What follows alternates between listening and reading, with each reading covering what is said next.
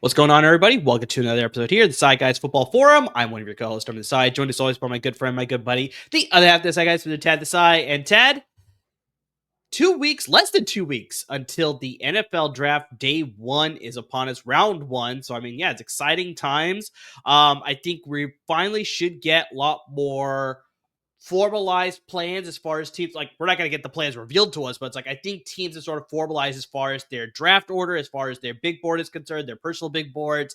They have an idea of the players that they want to target in the certain draft ranges that they have. There's a lot of reports that the Titans have sort of zeroed in on Cam Ward because they canceled scheduled visits with Shedeur Sanders and Travis Hunter. So either that's a smokescreen, that's the direction they're going to go, or it's like, yeah, they're locked into Cam Ward, or possibly Abdul Carter. He could very much be in play in that number one overall pick, but that is a very much a consensus sort of pick. You know, we talked about like some mock drafts. It's like you sort of see a player locked into a certain spot, and so it's like, you know, we talked about Ashton Genty locked into number 6 to the Raiders. It seems like now at this point, a lot of people are locking in with all of their final mock drafts to release before round one. A lot of people are lucky in Cam Ward to number one. So, yeah, what did you think about, like, you know, the Titans sort of canceling those visits? And it's like, you know, how do you feel about that? Is that clear evidence now? Cam Ward number one? I think it is because I mean, these teams overthink the draft process so badly. Like, that would be an all-time gambit of like, okay, we really like Shedeur. Like, that is reverse psychology at its finest. If that's the case of like, we really like Shedeur, so we're gonna say we don't want Shedeur. Exactly. Like, that would be insane. I would actually love that. Like, if Shedeur somehow went number one, but no, I think, yeah, Cam Ward is easy. And I think, like, from all the reports leaving his pro day, yeah, like, he absolutely killed it there. There's been very little doubt throughout this entire process. So, yeah, I mean, unless the Giants are willing to, like, give up, like, a Washington racial slurs amount of picks, probably not going to happen. And also, the reason I was smiling so hard when you're like, we're only 2 weeks away, I'm going to air some show, I guess, dirty laundry on my part on air. Oh, no, you're going to like this because it's my fault. You know what 2 weeks away from the draft means? What does that mean? I am super behind on posting our draft rankings, and so you are going to get absolutely blitzed. Bombarded with draft rankings. You are going to get so many draft rankings, our viewers and listeners. So be sure to check out our handles right below on Twitter and Instagram because, whoo, you're going to get those very, very quickly over the next 3 or 4 days. It's like that SpongeBob meme with Patrick going into the Krusty Krab, and he's like, "Morning, Krusty Krab." There's a blast of lightning light that hits him in the face. That's exactly what it's going to be with our social media. Yes, no, that's exactly what it is. Because or I should say, I'm about roughly 4 position groups behind right now, so you're going to be getting a lot. We got them all done, though. The rankings are done. They are done. The rankings are done. Graphics are done. It's all my fault. Exactly, 100%. Okay, yeah, all right. Let me. But yeah, Tad, with the little bit of time that we have here, we definitely still wanted to play GM for a couple of teams out there to see as far as what direction they may go. What is a possible scenario for them with their first 3 rounds? With a handful of picks they have in the first 3 rounds. That's what I was trying to say there. To see sort of like, you know, what direction they may go with their positional needs. Do they go best player available? Do they try to make any trades? With our scenarios, we didn't make any trades. We sort of stayed and picked where they are. But yeah, we just wanted to see. And, you know, we did the LAFB teams that are, you know, a couple episodes ago with the Rams and the Chargers. So tune back and listen to that episode if you are a Chargers or a Rams fan to see some scenarios as far as what may happen with both of those two teams. But now we wanted to touch on our favorite teams, and to spice it up just a little bit, this is a very selfish. You took the Niners, and I took the Colts to see just, you know, how well does the other person maybe know the other person's favorite team, and just so it also gives a little bit of a clear evidence, sort of like counter argument as well. That's like, you know the Colts, so it's like you'll probably be able to speak a little bit easier about, you know, the picks that I slotted into those various spots there for the Colts there in the first 3 rounds, and then I'll be able to speak a little bit easily about the Niners as well, as far as like, oh yeah, that was a great pick. I think I love that pick there. It's just like, what the hell are you doing? This is totally not the pick that they should go there. So we'll get a little bit of both. My guess is I'm going to get that second one. We'll get a little bit of both here. So we'll see exactly how it plays out there. But Tad, I'm going to pass the reins to you, wearing your red shirt for my 49ers. I like the sort of coordination there. On purpose.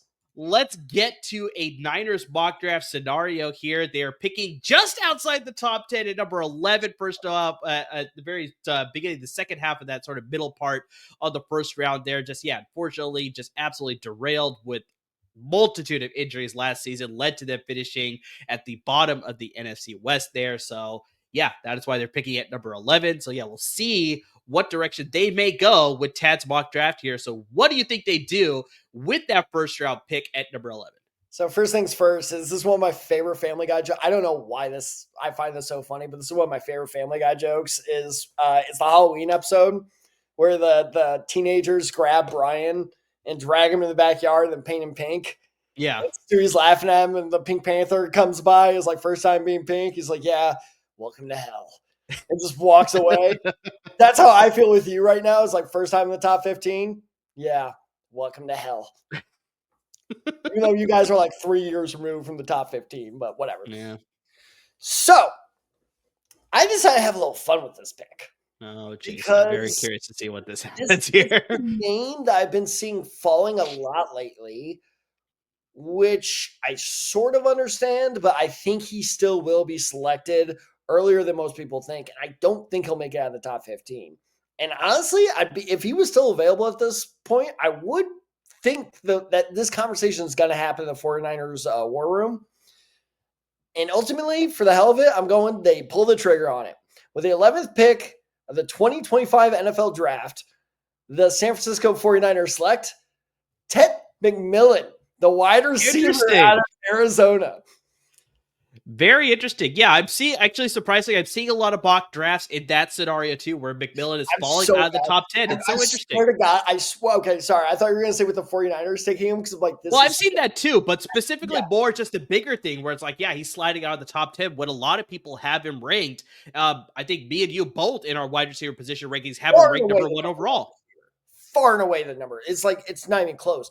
I don't know what's happening with this receiver class because it's now seeming like, I guess, general acceptance in the NFL that Luther Burden III is going to be there in the second round.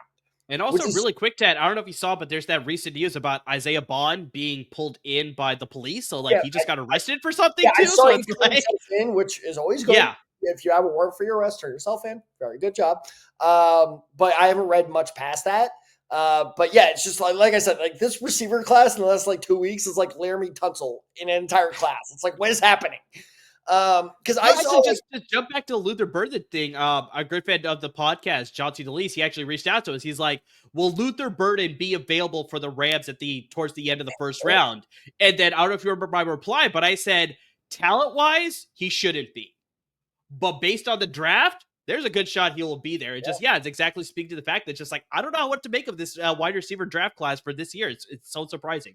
Well, and I'll kick it to another LA team is I saw a mock draft from, I think it was CBS Sports a couple days ago that had Tetairoa McMillan going to the Chargers. And I was like, well, first off, that would be, and this is coming from a Quentin Johnston fan, who, by the way, is hitting rumors of potential trade target, which, by the way, Quentin, I hear that Indianapolis is excellent this time of year. Yeah, apparently you got an email about that alert too, that Quentin Johnston's rumor of the Colts possible trade destination. But point being is, so let's go back to the 49ers Tetairoa McMillan fit. Yes. This is why, so first off, again, I think we both agree, like, McMillan is a top 15 talent. Oh, easily. I think it's just like a run on, it's kind of like the opposite of last year, where a run on defensive talent and a run on quarterbacks could lead to a fall of a random, position group, and it's seeming like receiver is being set up to be that position group. It could be. This seems like a match, and this is why I'm not just doing this for shock value. It just makes a lot of sense. McMillan is a very athletic receiver, but he's also a very sizable receiver too. He stands at 6'4", and you can play him at the Z spot, or you can play him in the slot. You could really do either with him. And so that type of versatility with the 49ers, who, let's admit it, you guys are lacking some size at receiver ever since you got rid of Deebo Samuel. So I'm not saying this in my NFL comparison for him because I don't think he's quite as versatile as Deebo, but I think you could do a lot with him. And by you, I mean Shanahan. And so you look at Ricky Pearsall, you look at Brandon Aiyuk. Okay, those are both good weapons still, but you need a big receiver. That's just you need in the NFL. I'm sorry, call me what's the episode of the league where they're like, "Oh, you're a sizist." Yeah, and it's just like with Darren Sproles. Heightus, I think, or whatever, right? But Heightus, whatever. That is exactly what you're. What? Just like, call me a Heightus, but I am. when it comes to receivers. So you get a 6'4", proven number one receiver who blew away every Arizona record in there. And let's not forget, on top of all of this, Brandon Aiyuk, I truly think this is his last year in San Francisco. I mean, the trade rumors have been surrounding this guy for the last 2 years. So I think that he's on his way out. So it's kind of exactly like when you guys drafted Ricky Pearsall, I was like, why are you doing this? You're fine. And now I'm like, you know what? That makes a lot of sense. Because I think they kind of saw the writing on the wall. And you're doing the same thing 2 years in a row. But I think that's a right move when you have an offensive, leaning team. Go ahead and get the next number one receiver that just falls in your lap. So I think McMillan in San Francisco was actually a great pairing. I don't deny that it's a great pairing. Like, I very much think that it's a position of need. Like, everything that you sort of hit on, where it's like Brandon Aiyuk is in the rumor mill as far as like being traded. There's a possibility he may get traded on draft night. Who knows what's going to happen there? But he's just like, that's your typical like, oh, look out for this guy. It's not the NBA. No one's getting moved on draft night. Who knows exactly what's going to happen there? But there's a lot of talk about him being traded. Okay. There's a lot of talk, obviously, last year about them trading Brandon Aiyuk. He ended up getting the extension and getting the big contract there. But now that he has the big contract, there's a lot of talk, especially with the Niners cutting some costs this offseason, letting some big name free agents walk in free agency, obviously trading Deebo Samuel to the Washington Commanders. There's talk that they may decide to ship him out. So it's like, if Tech McMillan is available for them at number 11, it makes sense, but I still don't think that's the direction that they go in. It's like, I still think they're going to play it more. Like, they'll lead more on the running game. They obviously have Christian McCaffrey. They'll hope he'll be fully healthy by the time to start the season. It seems like it's trending in that direction there. They drafted Ricky Pearsall. It's like, I think they'll make do with Brandon Aiyuk if they keep him on the roster for this year at least. They have some hope for some of the other guys behind him. They may draft a guy later in the draft and hopefully use him as a spot starter there. They may rely more on George Kittle then as he passing weapon as well, because they, may beef up the secondary tight end to lead and more the blocking there. So they may get a guy George later Kittle there. is a young and up and coming player, so that would be a really, really smart move. But so there's a possibility that I could see that happening, where it's like they may entertain that idea. But I think more what might happen is that if he's available there at number 11, they'll be fielding calls. Like, Dallas picks right after that number 12. Like, I don't doubt they may call Dallas and be like, hey, you want to jump here at 11 and take doing that McMillan? to like your mock. So there's a possibility there. There's like, other teams that are picking a lot lower that may decide they want to jump up and get McMillan. So it's like, I think they may start fielding calls at 11 for somebody else to take McMillan at number 11 instead of them. So it's like, I do understand the fit. I do understand that it's a potential direction they may go. But I think the way that they handle their offseason and their other positional needs, I don't think they'll go with McMillan at that number 11. So two things with that. One, I agree with everything you said as well, which I know makes for great podcasting. I agree. But well, I disagreed with your picks. So I mean, that's something. Well, yeah, exactly. This reminds me a lot of if this does happen, the Bijan Robinson pick with Atlanta a couple years ago, where and I still get hate from friends about that. Like, you hated that Bijan Robinson pick. I'm like, no. I never hated Bijan Robinson. I never hated his fit with the Falcons. I hated where that selection happened because it was it wasn't their highest need. Same thing with taking Michael Penix Jr. and the Falcons keep making us look like idiots somehow. Michael Penix Jr. By the way, did you see that they brought in Matt Ryan to be his mentor? I missed that. Okay, that's interesting. That's interesting. So, Kirk Cousins totally gone. But point being is like, it's one of those things where you're like, wow, that's shocking, and that may be too early or whatever, but I get the fit. And like, it's that kind of thing. Second thing is, how about this for a theory? You trade Christian McCaffrey to the Raiders for number 6. Then you take Will Campbell at number 6, and then you take Tet McMillan at number 11. That's some Madden shit right there. That is definitely some Madden, some draft day, some absolute insanity type of stuff. That's literally the last half hour of draft day right there. The Raiders have a good. Do the Raiders have a Putney? Do they have a good special teams guy? I don't think so. We want Jacoby. But so Tet McMillan, I can sort of understand that. But I don't think that's a direction they'll go at number 11, even if he's available. So what draft grade would you give that if they did go in that direction? If they did end up selecting him, I'd probably say B minus because it's like everything you laid out makes sense. But I think they have higher positional needs outside of wide receiver. That's like very much what you laid out with Bijan Robinson. It's like, yeah, he's a very talented player. He's going to fit into the system, and they're definitely going to utilize it. But it's like they have other pressing needs like pass rush. And, maybe I'm leading into some of your other picks here, but it's like pass rush and secondary and offensive line. Clearly, it's like, those are more higher positional needs compared to wide receiver. I give it a B plus. But yeah, I think it's more that B range. So it's like, yeah, maybe B minus, maybe a solid B, but yeah, definitely nowhere in the A. Nothing lower than that, but yeah, somewhere in that B range for sure. Okay, fair enough. All right, so we're moving on with the Niners still, right? Yes, keep going with your picks. So the Niners do not have a second first-round pick, so we are moving right on into the second round. At the number 43 pick, they select, and this is, oh my God, this happens. Trent Williams, the defensive tackle out of Ohio State. Is that how you pronounce it? I think so. I'm not entirely sure. I'm not sure either. Look it up while I'm giving my justification. But okay, you look, exactly like what you're talking about, among the Niners' biggest needs. This offseason, they lost Javon Hargrave. They lost Malik Collins. And you look at what Williams, we're going to go with that because that. Correct you. They didn't lose Javon. They didn't use Javon Kinlaw this offseason. They lost him. Not Javon Kinlaw. Sorry, Javon Hargrave. Yes, they've released him though. They released him. It was too funny. I did that while I was taking my notes. Turn off your damn email.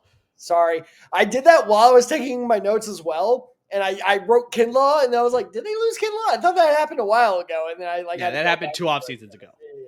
So anyway, they lost Javon Hargrave. Excuse me. They lost Malik Collins. And you look at what Williams brings to the table. He is, and I texted you weeks ago about how much I love this guy, scouting defensive lineman. He is Ohio State prospect, 6'3", 334 pounds. And I'm not even joking. He's like my third or fourth ranked defensive tackle. Spoiler alert.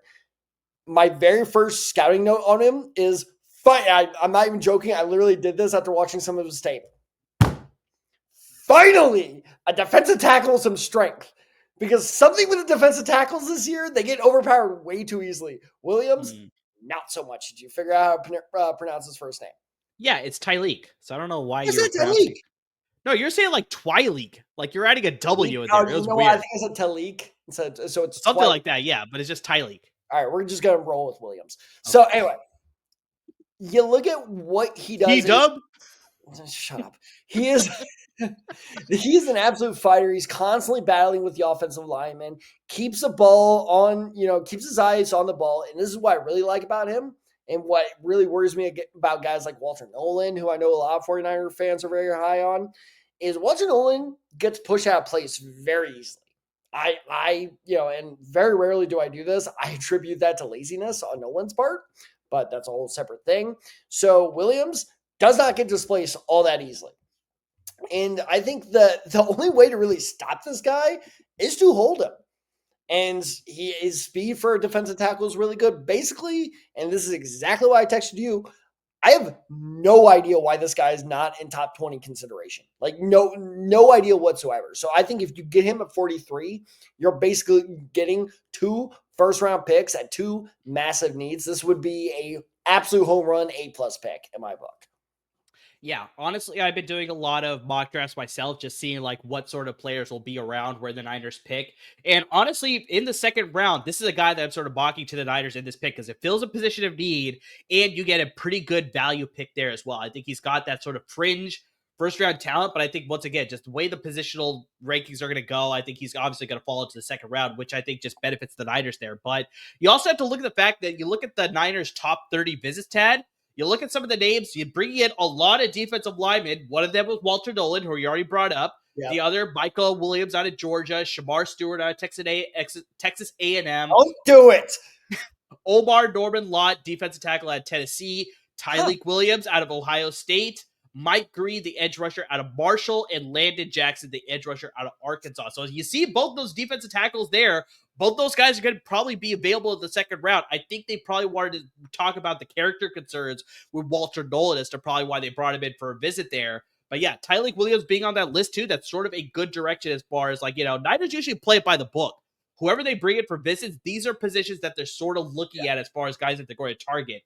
Maybe not these specific players, but the positions definitely could be there. But yeah, Tyreek Williams at number in the second round, I've been mocking that quite a bit because I like that fit for sure. Home run with Pickett. I'm not going to lie because you're absolutely correct. So I almost double dipped at defensive tackle in this mock. I didn't want to do that because that's kind of boring. But it also wouldn't shock me. They have a need though. If you went double defensive tackle, I wouldn't hate it. I wouldn't hate it. All right. So moving to the third round now, number 75. This one was tough because I think there is a need you guys have, and you have to address it at this point. You cannot put it off any longer. The problem is who's there. And I think you gotta pray that a guy like Josh Connerly starts falling. Ooh. Or, one of the Texas, Kelvin Banks is definitely going to be off the board at that point. But the other defensive tackle is going to be off the board.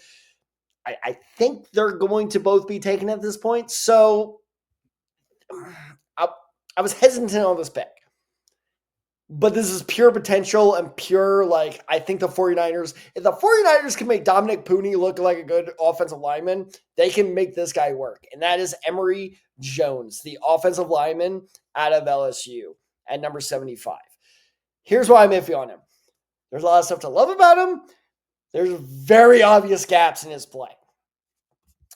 The first thing to love about him is he's 6'5", 315 pounds. This dude is a physical monster. And he is a 3-year starter at right tackle for LSU. Not to mention, he was a finalist for the best O-lineman in the country. Not this past season, but 2 seasons ago. So this guy has some skill. Here are the problems. He's a little over-aggressive, which leads to one of two things. One, either oh my God, the amount of flags that could potentially be illegal man downfield, is ridiculous. And the other thing I noticed, this happens less often, but still often enough that I noticed it, he can get knocked on his ass. I won't say tends to, but when he's overly aggressive, it can happen. Now, we've seen a lot of people mock him as a guard or say he is solely a right tackle. I actually disagree. I think he has, because I want to see that aggressiveness. I see controlled aggressiveness as actually a positive in offensive lineman. So I think he's actually a really interesting prospect where you can take him as a right tackle for now, have him battle it out. If he doesn't get it, great. You have a okay to solid backup for a while. Let him learn. And then when Trent Williams inevitably retires in a year or two, maybe you can coach him up to the point where he could be a left tackle because all the physical attributes are there. It's just this kid needs coaching. And that is why I think that the 49ers is actually a perfect landing spot for him. So what are your thoughts on that one? Yeah, I think they definitely have to address offensive line, especially the tackle position. If they don't address it in the first round, which I think is probably the direction that they're leading there. I'm not even going to lie. I'm going to criticize my own mock draft here. I'd be shocked if they waited until the third round to do this. Yeah, but I think I've told you this before, maybe not on the podcast, but definitely off air. That's for some reason, the 49ers offensive line coach, Chris Forrester, he sort of told the brass and, Kyle Shanahan, John Lynch, that's I can work with lower level offensive lineman picks in the draft. Make sure you spend some of the premium picks, your day 1, day 2 picks on skill position players. I can sort of coach up some of the lower position players. So it's I don't think it'd be that out of the norm if they decide to wait until the third or later to draft a offensive lineman because they feel that they'll be able to sort of Frankenstein an offensive line together and be okay with that. But clearly it hasn't worked. So it's they definitely should invest a high premium level player pick on a good player to sort of anchor that position on the right side. And then exactly like you laid out when Trent Williams hangs him up in a couple seasons. I don't think it's going to be that long before he decides to retire.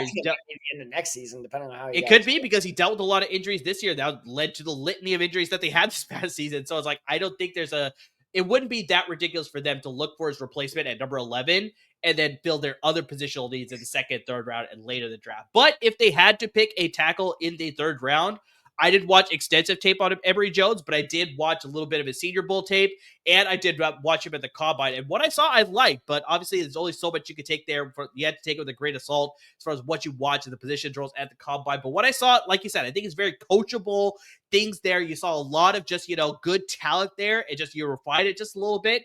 he could develop into a starter on that offensive line. So yeah, Emory Jones was a guy that after I left the combine, I was like, okay, this is a guy that I see good potential for. Well, exactly. Because he has that, again, with the athleticism that you guys can coach up.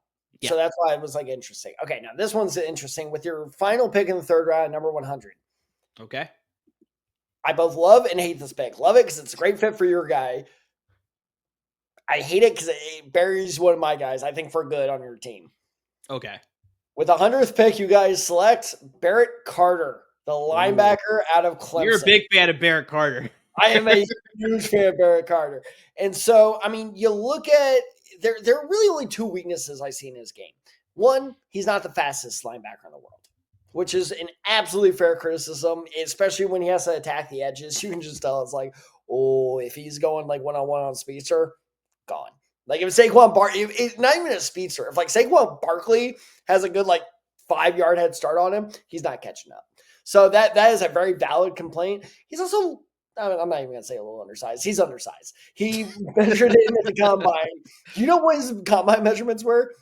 I do not. 6 foot 230. Ooh, yeah, that's a little rough. It's small, but especially if you don't have speed. Then you need to have the speed. Then if you're going to weigh that size of the linebacker, be a small little fucker, at least be a fast little fucker. So, yeah, like I understand why he's slipping. It's not as perplexing to me as like a Jeremiah Trier Jr., who I was also very high on, but it's also looking like he's going to work out in the NFL. So there's been a good track record of these Clemson inside linebackers working out well in the NFL. And with the departure of Dre Greenlaw, which was shocking, by the way, not that he left, but the fact that like he went to the Broncos. Like the Broncos were willing to pay up, but anyway. That leaves who to start opposite of Fred Warner as of now? It's your guy, D. Winters, who apparently the Niners are kind of high on. They're hoping he can sort of grow into that role, so I will give you that. Grow being the key word there. Yeah. You need an insurance policy because I'm not going to act like I watched you guys all that much last season because I don't like torturing myself. So, but the little bit I saw of your defense, yeah, enough of that with the Colts, White. Well, trust me, after that Giants game, I cannot watch any more bad football. But yeah, you just had to make me bring up the Giants game. Anyway, from a little bit I saw, and I think you would agree with this. I think we even talked about this in December. D. Winters is good. Yeah. He's coming along a little slowly. Yeah. Like he's good, but inconsistent. He's showing promise. Why not bring someone in at the end of the third round, which is essentially a 4th round pick at that point, to at least push him? Worst case scenario, okay, great. You have a third good, versatile linebacker you can play on the outside. Because guess what? If you play Carter out on the outside, he doesn't have to run as far. Speed's not so much of an issue. If he outplays D. Winters, which I think he would, I think he's a better coverage linebacker than D. Winters. Great. Then you have your next guy and you have a great backup in D. Winters. So I think it's just a no-lose scenario, and you just kind of get that insurance policy at linebacker.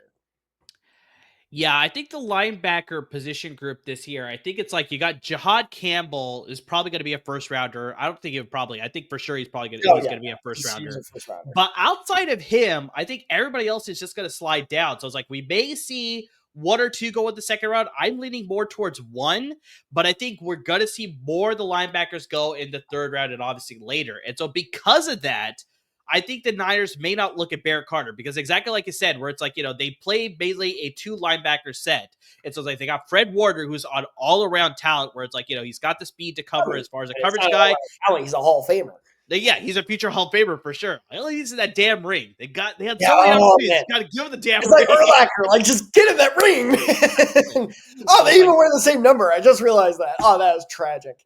So listen to me. They got Fred Warner there. If you are a kid watching our podcast and you are a 3 to 5 star prospect, don't you ever wear number 54 in the NFL. Don't do it. Or 56. Lance Briggs never made it. Did Lance Briggs ever make the hole? No. Okay, so he never made it. Did Kuechly ever make it? Or is he still out there? He hasn't made it yet, I don't think.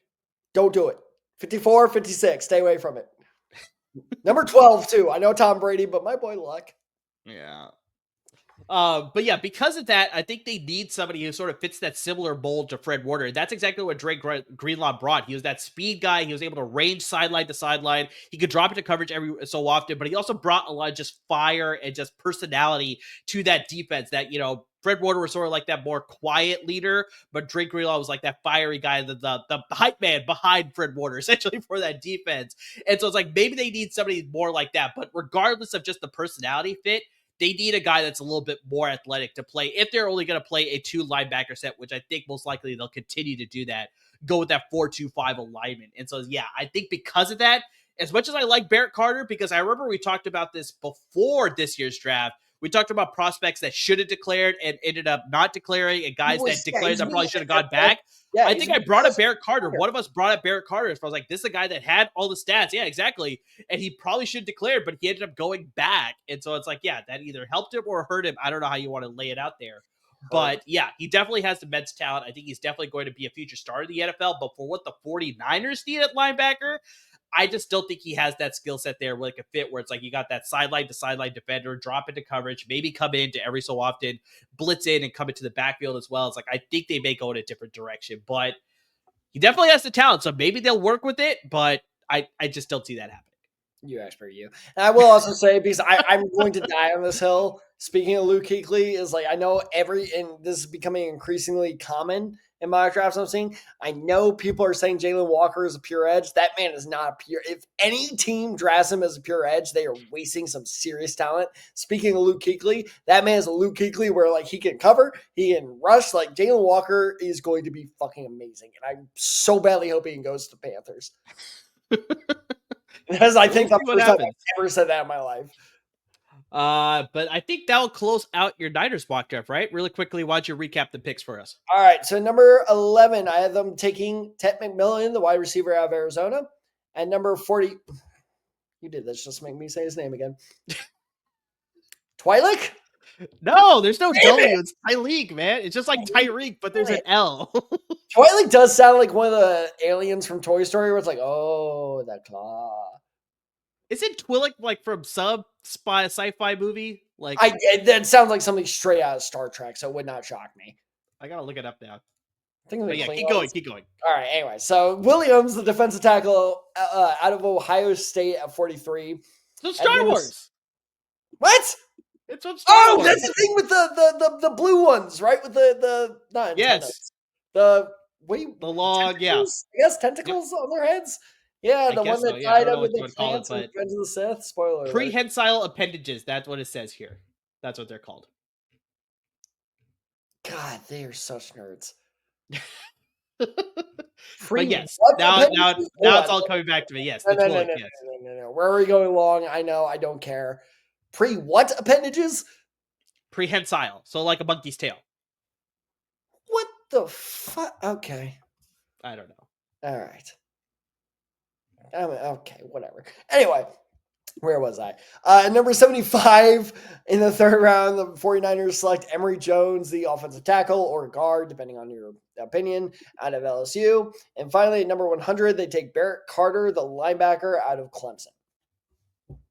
So if that was their first 3 rounds, if that literally played out after day 1, I'd probably give that an overall B-. It fits some positional needs, but overall, it's I think as far as their fits are concerned, it's I think they probably could have found other prospects to better fit their positional needs. But yeah, overall, it's I like all the prospects there, but just, I think just, maybe some other prospects would have fit in a little bit better though. That's all. So. All right, fair enough. All right, Tad. So obviously I gave you critique on a Niners mock draft. Now is your chance to give me critique on a Colts mock draft. Let's definitely get into this.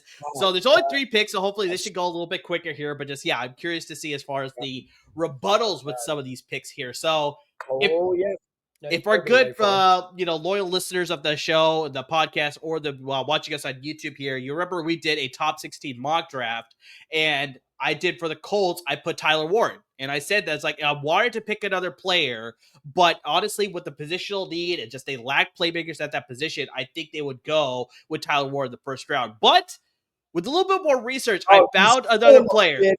I found another player. I went in a different direction with this one to see as far as like, what do you think about this? But I think I like the positional fit here a little bit more compared to Tyler Ward. If it's a greater need for you guys. In the first round with the number 14 overall pick, the Indianapolis Colts go Jihad Campbell, the linebacker / edge rusher out of Alabama. Instant reaction. I don't see. Okay, this has been an increasingly popular mock draft pick I've seen, where it's basically like if Warren goes before we were on the board, that this would be a good backup. I don't hate. See, okay, this is the Ted McMillan thing with you. Okay, I don't hate it, but our offensive line just got butchered. Like, I'd rather take like a Gray Zabel. I know it's a little bit of a reach for Gray Zabel, but like I'd rather take him than Campbell at this point. Not only because, look, Zaire Franklin is handling his own. And by the way, CBS Sports, you stop besmirching my man, Franklin, because every single Colts mock draft pick they have, they're like, well, they got Zaire Franklin, so clearly they need an upgrade. Are you fucking kidding? That man is amazing. The most underrated linebacker in the NFL. All right, so you got your instant reaction, but let me go into my notes and see if I can back up my pick here. So, talk about Zaire Franklin. I have no qualms with Zaire Franklin. I think he's a great linebacker, but the problem is you guys lost EJ Speed, who was a pretty good running man with him. He was tied for the most solo tackles on the Colts last season with Zaire Franklin. He was third on the team in total tackles. He is now playing for your rival team, the Houston Texans, in the AFC South. So you need to find a replacement for him. But the reason that I went with Campbell is because Indianapolis also ranked tied for 7th in the fewest sacks generated on defense. No Colts player had double-digit sacks for last season. So repeat that stat for me one more time. Tied for 7th fewest sacks in the NFL last season. We've drafted like 6 edge rushers in the first round in the last decade. Sorry, keep going.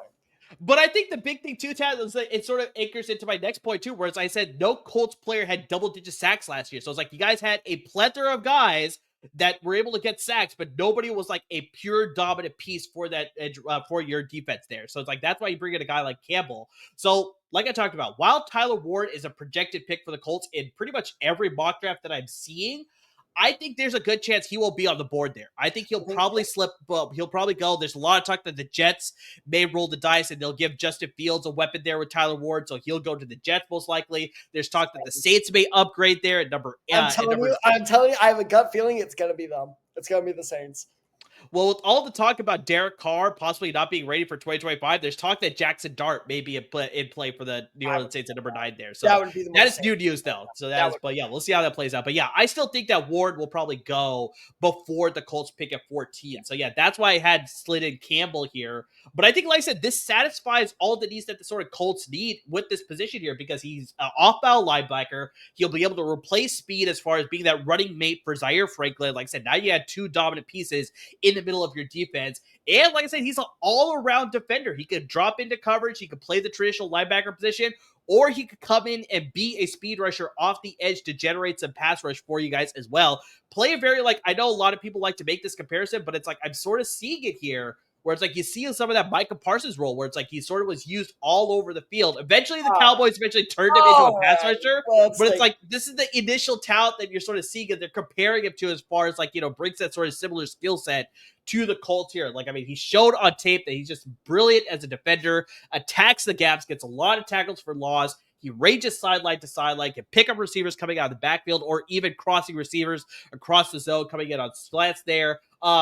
No trouble dropping into zone schemes. He can pick up the crossing defenders. As mentioned, he's got the athleticism that some receivers that are going deep, he could probably pick them up down the sideline as well. So while the idea of adding a playmaker at tight end makes sense in the first round, I think Campbell fits 2 positional needs for them on their defense where they probably need to sort of anchor a little bit more compared to their offense, which I think they could soar up with some later picks there. So clearly you still have some qualms with my pick here, but yeah, I like this Jihad Campbell pick a little bit more than the Tyler Ward pick. All right, I'll try. You like him more? Wait. So if Tyler Warren and Campbell were on the board at the same time, you think we should go Campbell over Warren? Like, I can understand why they would go Tyler Ward, but I think I would still pick Jihad Campbell. I'm leaning towards Jihad Campbell. How dare you, sir? No, sorry. Okay. All right. I'll try to go through this quickly. I don't hate the pick. All right. Again, this is the Tet McMillan thing. Yeah, that's fair. That's fair. Get it? But okay, and I'm not just making this comparison because they are playing the same position from the same school. How about this for a throwback name? I'd be shocked if, as soon as I say it, you're gonna remember this. But I bet you forgot this guy even existed. Do you know who he reminds me a lot of? Rolando McClain. Fuck.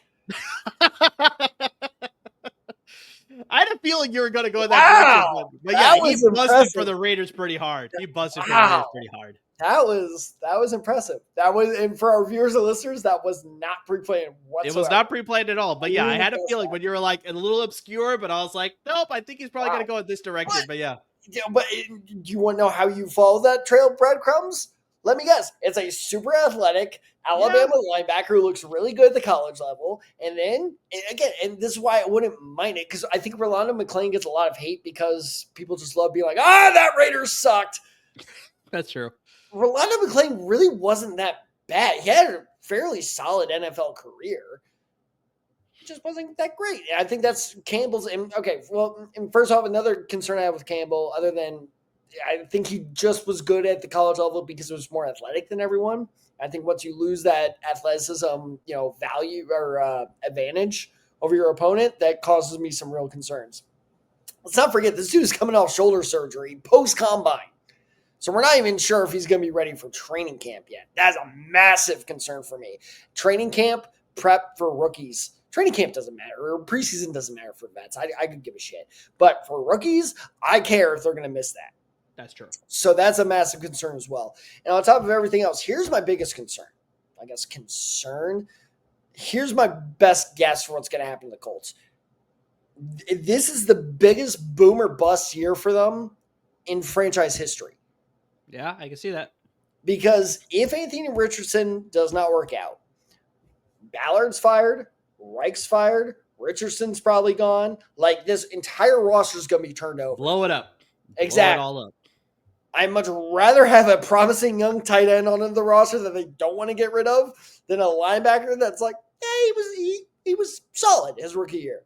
Like, does that make sense? Like, I'd rather have the more promising guy, and I'd rather, to be perfectly honest, this is going to sound insane, but I'd rather provide Richardson with every, chance or every weapon he needs to succeed than to just leave him, like, in the dark or, like, just, like, throw him in the deep end and just be like, best of luck, buddy. Like, let's get him a floaty. Yeah.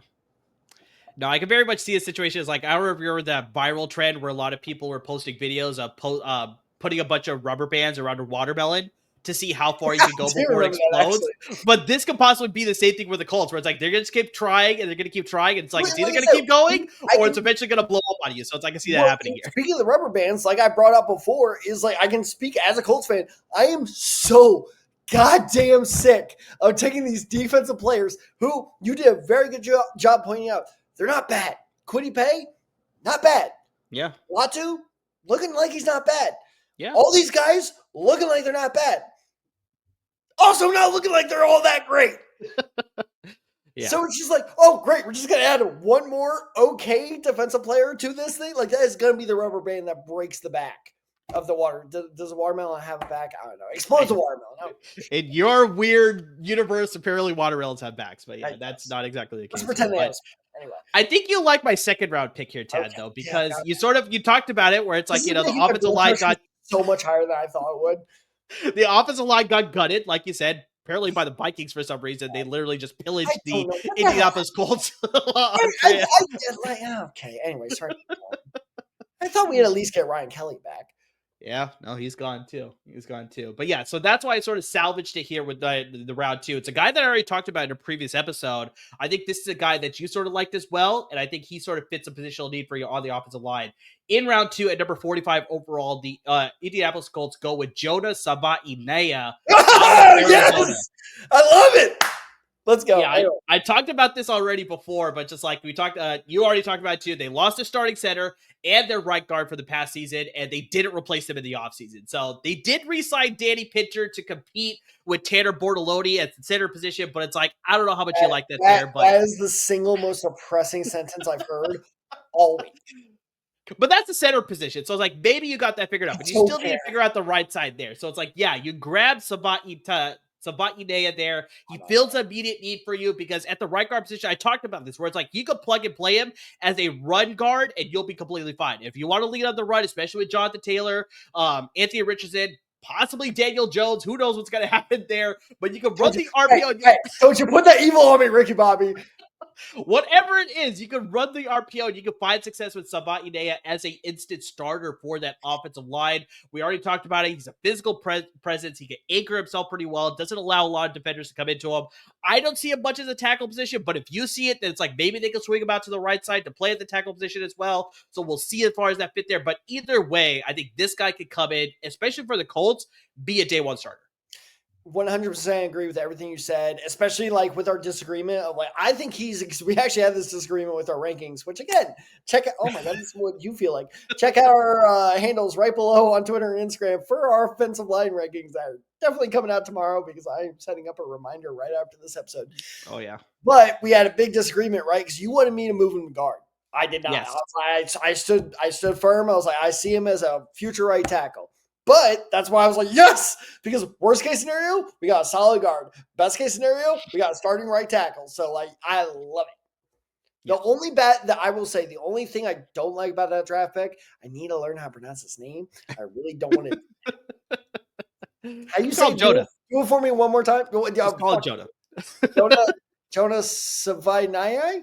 Sabah. Oh, God. I'm sorry, man. I'm not doing it. Not you, but Jonah.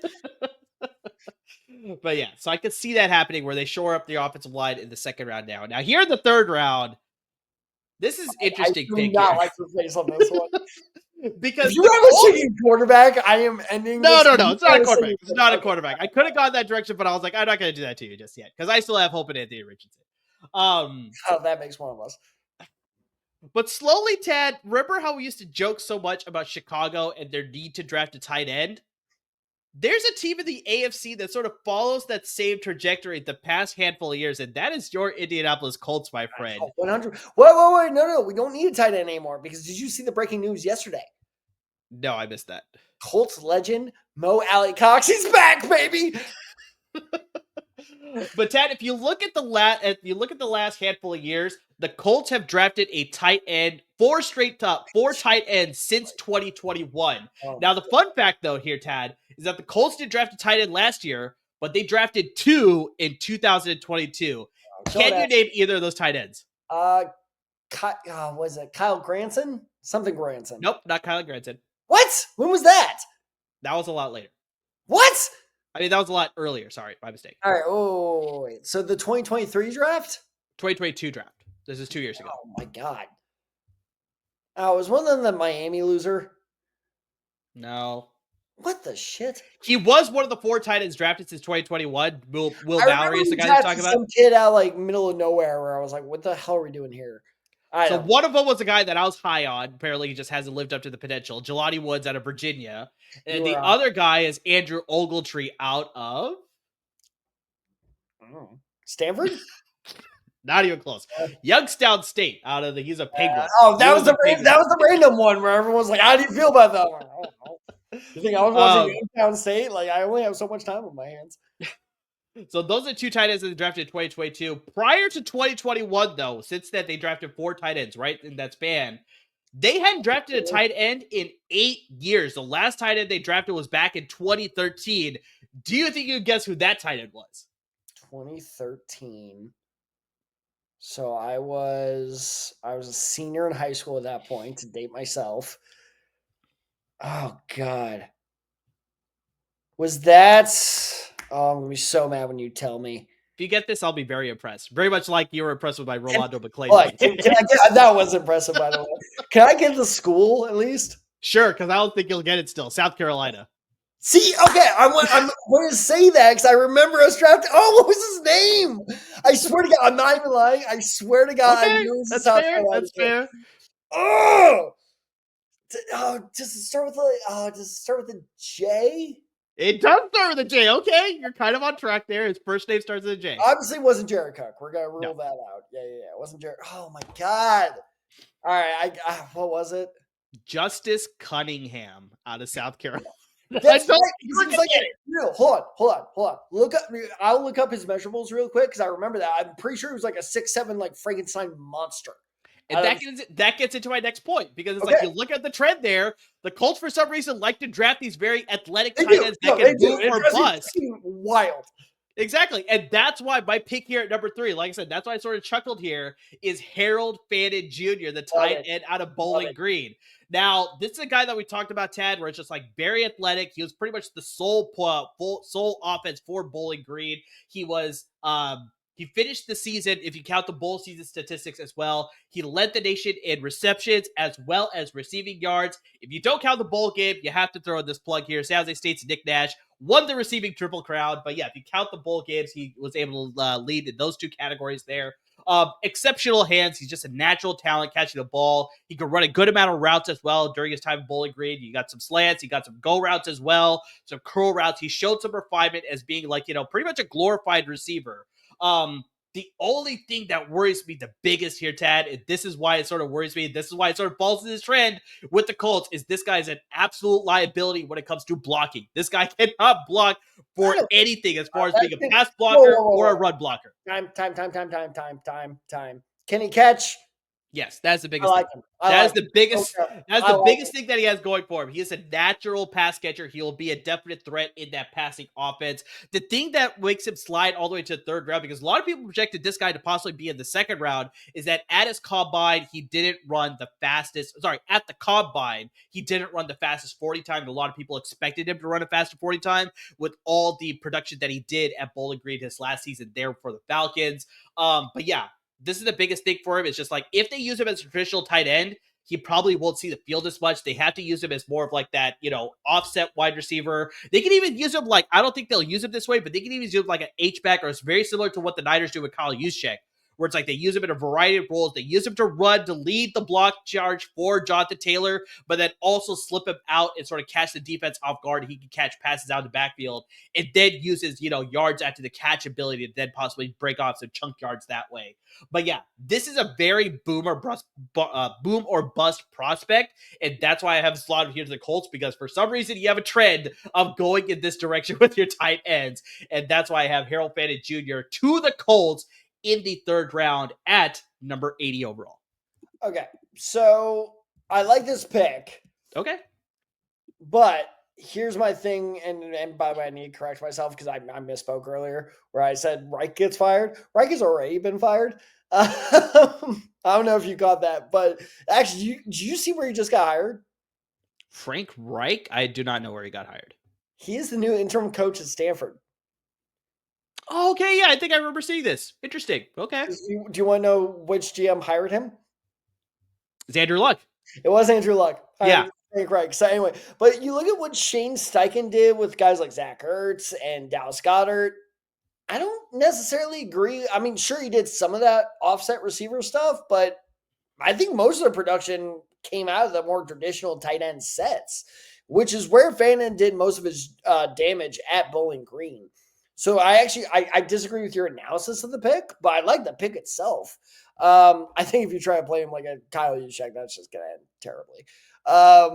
But I you know what, just I've just accepted the Colts are a year away from the complete nuclear explosion of this roster and this front office. So yeah, fuck it. Just draft all the athletic guys and whichever one hits, go for it. So I actually, especially in the 3rd round, because like you said, I think, and we talked about this, maybe last week or 2 weeks ago on the podcast, where Fannin Jr., yeah, he didn't absolutely kill at the combine, but I promise you, if instead of a BGU, Bowling Green University, on his helmet, if there was just a G for Georgia, he'd still be in the 2nd round conversation, and there would be no question about it. It could be, but remember we talked about this with Darnell Washington out of Georgia. We saw a lot of the physical presence with him. That's and he slid to the 5th round. That's apple and orange. Fannin is a way better receiver than Darnell Washington. There were talks about Darnell Washington. There still are talks about Darnell Washington. Like, should we just put him at tackle? Because this dude can't catch. No, there was talk about that during the draft process. I remember that. During the draft, and I'm still not lying. Look at the Steelers Reddit. They were still discussing yeah. Shit, should we just kick him over there? And no, that's because Darnell Washington was never a great receiver. He was just a really big dude. Harold Fannin Jr. is a great receiver. Well, okay, Yes. great maybe is overselling him, but he is a very athletic receiver. At the tight end position, arguably, he might be the best receiver at the tight end position. I would still give that to Tyler Warren, but I would put it's him. It's a slight edge, but it's like, yeah, I said, you can argue it. I'm not saying for sure it is, but I'm saying you can argue it. Well, we're just getting in the weeds now. I don't think you could argue he's better than Warren. Obviously, I'm very high on Warren. I swear I'm not being biased on that. I think Warren is like the next great NFL tight end. I would say this. I think Loveland and Fannin Jr. very close. Sure. I can see that's much closer than people give it credit for. So, yeah, I mean, third round, I like it. Just honestly, for the Colts, just swing for the fences. Who gives a fuck? We're going to be terrible next year. What's it like being optimistic about your franchise? That must be lovely. Sometimes it's nice, but then you're also an A's fan, so it's like you see that pessimism too. So it's like, yeah, I don't know what it is there. But just to recap on my picks, Sacramento. For the Indianapolis Colts here. At number 14 overall, the first round, they go Jihad Campbell out of Alabama. In round 2, at number 45 overall, they go Jonah Sabatinea, the offensive guard / tackle out of Arizona. And in the third round, at number 80 overall, they go with Harold Fannin Jr., the tight end out of Bowling Green. Tad, what would you give that grade of those 3 picks if it were to happen for your Colts? See, this is the tough thing. You're like giving me PTSD back in my teacher days where I'm like, do I give this a B+ or a B? And I probably shouldn't say this on the podcast, but no one ever, none of my students listen this long, so I'll go ahead and say it. It really just depends on which student I liked. There you go. Yeah, to be honest, like ask any teacher, they'll fully admit the same thing. At like an 86, I don't know like what the scale is from state to state, but like an 86, like B, like bordering on a B+. B, because that's a lot of risk to take. A B+ because, as I said before, I mean, look, like we're already headed towards a huge question mark of a season. Just swing for the fences. Why not? Like Chris Ballard, because this was my biggest frustration with Chris Ballard is he never swings for the fences. He always just goes for the safe pick. And it's really annoying because that's why we've been, like I said, with the Pink Panther thing going all the way back to the beginning is welcome to hell, buddy, where you're just stuck in like mediocrity purgatory because we just go for the safe pick and we're 8-8, 7-9. Like I always joke, the Colts are always in the hunt. We're always in that damn graphic come week 15, but we never move over in the graphic. We're always on the far right. So I like it. You're swinging for the fences. Honestly, do you think they could hire you tomorrow? I really doubt it. Yeah. Really doubt it. But yeah, do the podcast. That's not a conflict of interest. Chris Ballard definitely needs to do his best Joey Gallo impression and just go for it. Just go for it. Either you got to strike out completely or at least you're going to hit some homers. And so that will possibly save your job there. So yeah, we'll see how it all plays out. In less than 2 weeks, Dad, we're almost there. And this is the perfect time for you guys to follow us on our social media handles. Because I mean, guys, we're like Tad said, we're going to get a blitzkrieg of position group rankings for you guys. My bad. But yes, you are. You will eventually get them.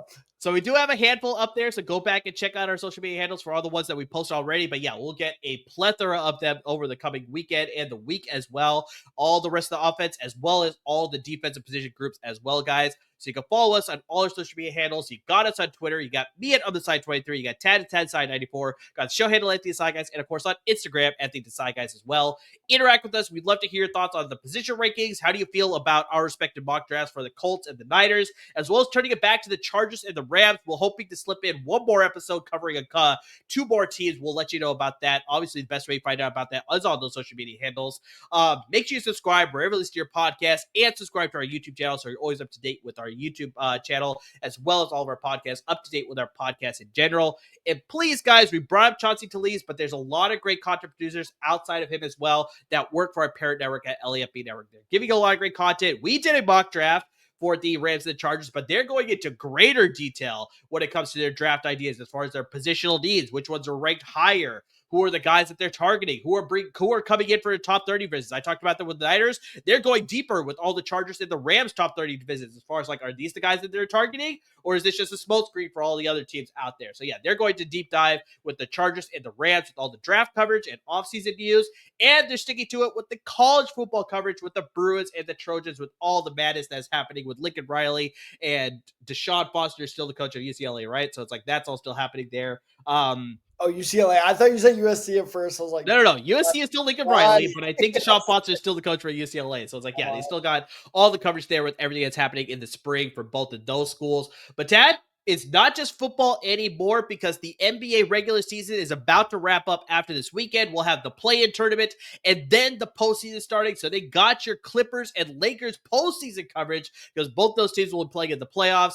And of course, with the MLB season starting just a couple of weeks ago, we have full coverage for the Dodgers and the Angels as well, guys. So they got you covered on all fronts there. Make sure you're subscribing to everything that they're doing, following the website, everything that they're doing, because without them, there would be no us. So make sure you're supporting them like you're supporting us. And to everybody who already supports us by listening to the podcast, watching our YouTube videos, by interacting with us on social media, by, dropping YouTube comments. We appreciate all you people that do that as well. I mean, just any way and every way that you're supporting the podcast, we cannot thank you enough.